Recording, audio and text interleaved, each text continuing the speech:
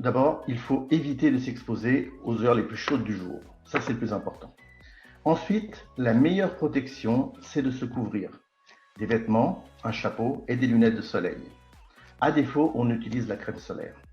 On peut bien sûr également rester à l'ombre d'arbres, de parasols et surtout ne pas oublier de bien s'hydrater.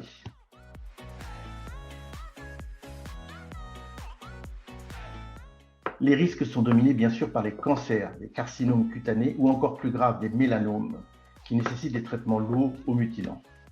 L'exposition fréquente ou prolongée au soleil augmente ce risque à tout âge, mais encore plus durant l'enfance. Donc pas d'exposition au soleil chez les enfants de moins de 3 ans. Il y a d'autres problèmes avec l'exposition solaire. Ce qu'on appelle l'héliodermie, c'est un vieillissement cutané prématuré. La peau perd son élasticité et devient très ridée.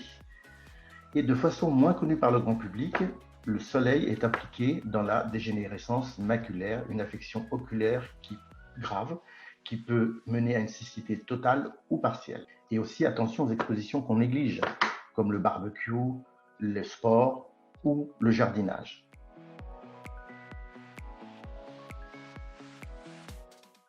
La meilleure protection est de se couvrir ou de rechercher l'ombre.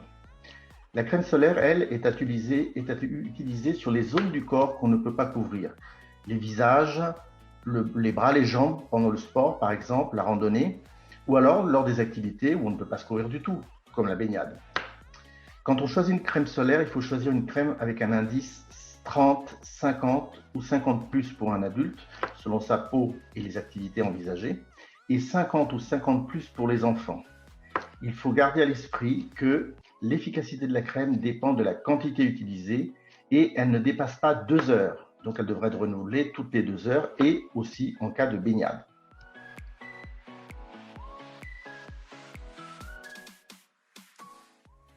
S'il y a une ou plusieurs cloques ou des signes généraux, c'est-à-dire de la fièvre, mal à la tête, des nausées, il faut consulter parce que le traitement va nécessiter un avis médical.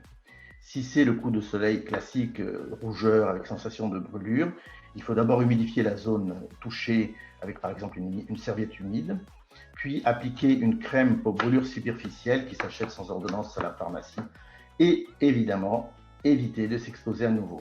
Attention, il y a des médicaments qui peuvent favoriser les coups de soleil, notamment certains antibiotiques. Il faut bien lire les notices si on suit un traitement.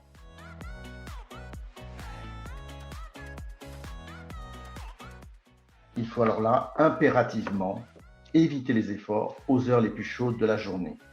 Rester le plus souvent possible dans les zones à l'ombre, se couvrir avec des vêtements légers, le chapeau est alors indispensable, et bien s'hydrater avant, pendant et après l'effort. C'est bien aussi de s'humidifier le corps pendant l'effort, ça aide. Attention, encore une fois, certains médicaments peuvent favoriser les coups de chaleur, mais également l'alcool et un repas copieux avant l'effort. Moyennant ces quelques précautions, on peut tout à fait passer un bel été, profiter du soleil sans prendre de risques majeurs.